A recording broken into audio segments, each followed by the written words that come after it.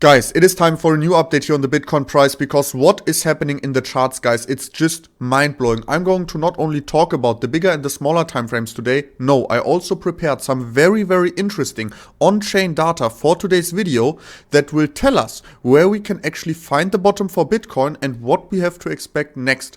Guys, keep in mind, 2 days ago, 4 of my wisdom tooth got removed. That's why I'm still not able to talk properly. But the information I'm about to share with you is so important that I decided to do a video anyways. Although probably after the video it will hurt a little bit. Guys, I have to say it was a very smooth operation. I don't have any pain. I don't take any painkillers. So I'm very lucky here that this all went that way and I still am able to record videos even only 2 days after this operation. But guys, now let's talk about the charts because you cannot afford to miss this. First of all, we are still in this massive W pattern that Bitcoin had the chance to break out today. It sadly didn't, guys. As you can see, we got a massive sell-off on the daily candle. And right now, this daily candle, our today's daily candle, rather looks bearish. But right now, guys, let's jump onto the smaller time frames because that's really interesting what's happening here.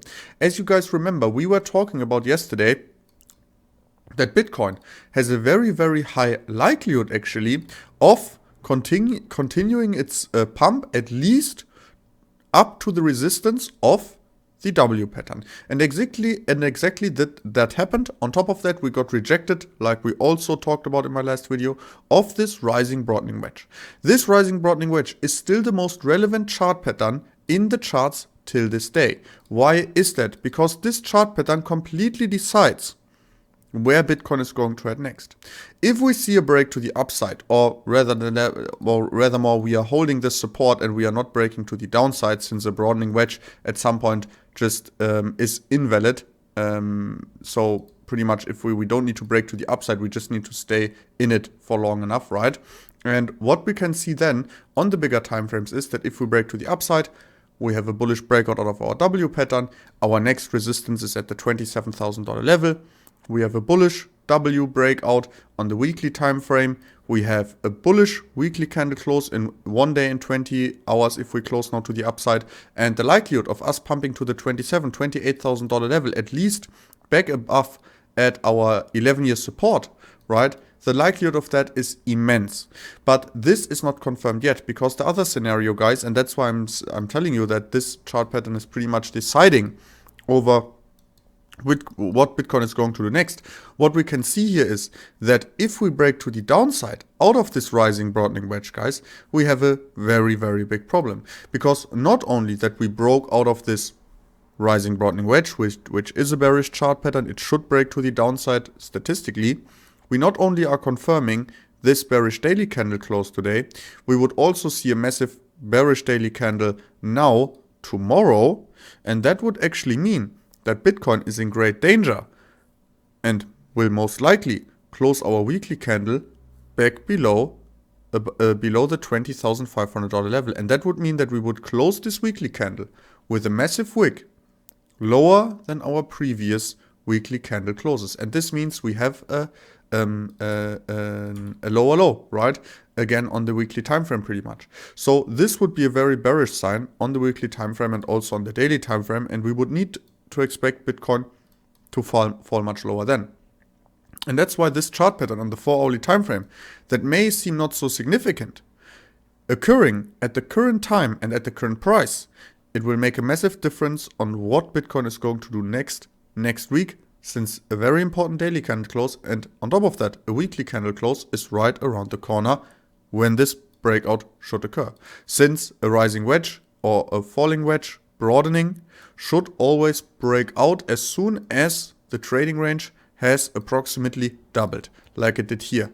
Now we are already at the point where the trading range, pretty much if we correct all the way to the downside again, we would be at a 3x almost of the trading range. So this rising wedge is already overdue to break out. And if we fall to the downside and the rising wedge is overdue to break out, I mean, the likelihood, because it is a bearish chart pattern, and we are so late in the pattern, would definitely put a bearish bias into the chart for now. So let's keep an eye on this. Let's just make sure this supports hold. And as long as this is the case, guys, I will leave my $400,000 long trade open. I will not scale it down. And But as always, guys, I will keep margin on the sidelines, just so don't get me wrong. I will keep margin on the sideline. Although I'm not scaling down my trade, if we fall into the direction of $16,000, $14,000, I'm ready to scale this trade up. I'm ready to add margin so I don't get liquidated. So just keep this in mind. And besides this, I would also, if we break to the downside out of this rising broadening wedge, I would on top of that actually open a short scalp position just to be sure to accumulate a little bit more margin that I can put into that trade, into the long swing trade, then that it has a lower entry price, a higher position value, and this trade is a trade that I definitely want to take into the next bull market, and I want to find the Bitcoin bottom with this trade, this long-term swing trade, where I'm cost averaging into the market with a low leverage pretty much into that trade. Now let's talk about the on-chain data, guys. First of all, BTC amount of supply last active 1 to 2 years. We can see how much of the Bitcoin supply, the total supply, the coins were moved within the last 1 to 2 years. This is the hourly chart, and it's the 1 day moving average, right? It's taken hourly, but it's the 1 day moving average of it. And what we can see is that while Bitcoin is correcting to the downside, we saw a massive spike in Bitcoin that were active over the last 1 to 2 years.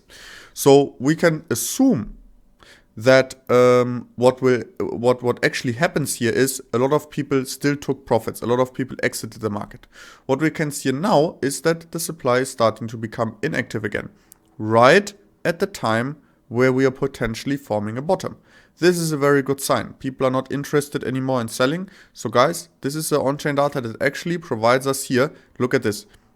Here we didn't find the bottom because a lot of more BTC were being active in the last 1 to 2 years, right? So people were moving their coins probably to sell in a downwards market. Now that the moving has slowed down, actually, as we can see also, price has also started to slow down a little bit. So let's see what happens here. It's definitely different to the last time we had a consolidation, and this consolidation definitely looks a little bit more promising. Also with this on-chain data, nothing guys, we still need to be very careful. I mean, the likelihood of here this rising wedge breaking to the downside, like I said, rising broadening wedge is not all too little. Let's talk about the other on-chain data because they are also very interesting. This, I think, is amazing. BTC that have been not moved for over 10 years. And this is a very interesting statistic because if you have moved your Bitcoin for over 10 years at this point, you either lost them or you are the craziest hodler that there is in the world. But I can already tell you, most of these people have lost access to their coins. So all of these coins and all of this massive amount, now at 2.5 million Bitcoin actually, that haven't been moved since over 10 years, we can assume that these Bitcoin will probably also not move in the future. There's not a guarantee for it, but we can see that Bitcoin is definitely losing circulating supply quite heavily at the moment, if we expect that most of these coins that haven't been moved for over 10 years will not move again in their lifetime, right? And which for Bitcoin hopefully is endless, right? Their lifetime. But looking also at another on-chain data, this is the most interesting one, I think, that also supports our last on-chain data, the previous on-chain data, the first one that we looked into in the video today, BTC miner balance. This shows us how many Bitcoin miners right now have in their balance. And what we can see here is that when the price dumps, right, the miners actually accumulated a little bit. This could have been because rather fees were super high because of volume, whatever. But the miners definitely were hodling some Bitcoin, were accumulating Bitcoin. But what now happened, guys, and I think this is just the most interesting thing is that while a lot of people think this is the bottom, the Bitcoin miner balance is dropping dramatically again, right? So we are seeing that the miners are actually getting rid of their Bitcoin right now. And we have to say the miners are some of the most knowledgeable people in the market. So if they are right now not accumulating Bitcoin, but the BTC miner balance is going down, for sure, number one, the reason is because the Bitcoin price is lower. They need to sell more Bitcoin, move more Bitcoin and have less Bitcoin in their balance, since the electricity and the running costs need to be paid in the currency, the local currency, depending on where the mining farm is based. But this is not all of it. Like I said, miners most of the time have a very good market knowledge, And that's why pretty much this could also be a sign for some more downside to come, also because of the rising wedge we are seeing here in the charts right now. But guys, I have to say my cheeks are starting to hurt massively here right next to my wisdom teeth, just because they just got pulled out 2 days ago, and talking and everything like this for sure moves everything. So I would really appreciate if you could just smash up a like now. We are going to see us in the next video. Subscribe, activate the bell. I hope I'm back to 100% power very, very soon, so I can give you my updates with a normal speaking voice again and without tumbling my words so often. Thank you very much for watching. See you guys soon. Bye.